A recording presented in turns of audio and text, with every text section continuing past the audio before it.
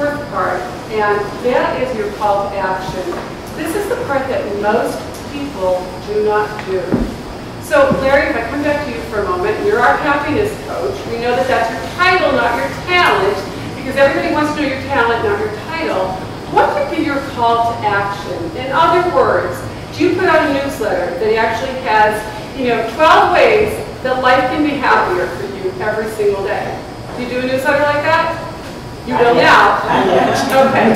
But can you imagine? Or you have the financial checkup. Okay. You might have the 7 things you need to know before you invest with a financial planner. How do you pick that financial planner? Maybe it's a DVD of somebody interviewing you. You actually can check with Rick and with Mark and possibly be interviewed and have that in a DVD format where you can actually hand that to people and they will know what you do.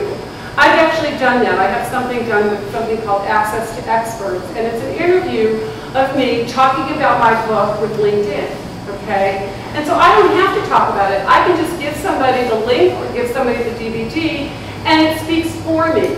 And on there, and this is the part that's really important, there are testimonials.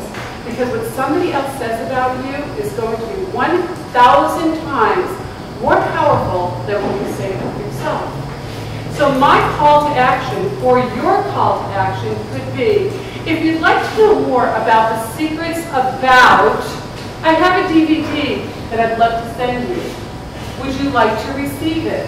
Now if I said to you, all of you in this room, I have Rhonda's rules, 12 rules that literally, if you follow them, will put money in your pocket. How many of you would like to get the link to the 12 rules that are actually on video? How many of you want it? Call to action, look at that. How many of you could be sitting in a networking and when you get up here and you're doing your commercial and you're actually filming a commercial with Mark and Rick and you're doing a professional version, at the end you can say how many of you would like to get, and you make a free offer, okay? The other thing that really, really is very powerful in your elevator pitch, and this would be especially for you, doctor, are before and afters, okay, using photos. It's so powerful to be able to say, this was my client before, this is my client now without plastic surgery, okay? Send out cards, another perfect example. We have 2 people here that you send out cards.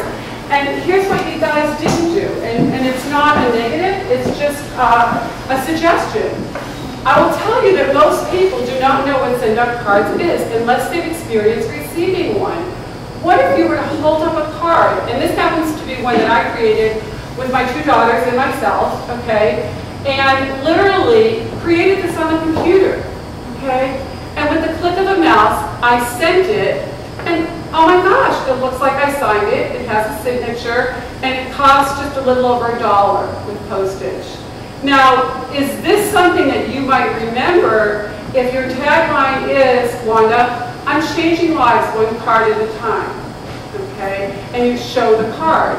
So again, when you're giving that elevator pitch, when you're giving your commercial, whether you're online at the bookstore, it doesn't matter. You want it to sound somewhat unrehearsed, but you also want to get the point across. Does that make sense? So you want to be able to carry something with you so people get it. And maybe it's, you just have little happy pills that you give out to people, or some sort of, miniature type of giveaway, because that's what people remember.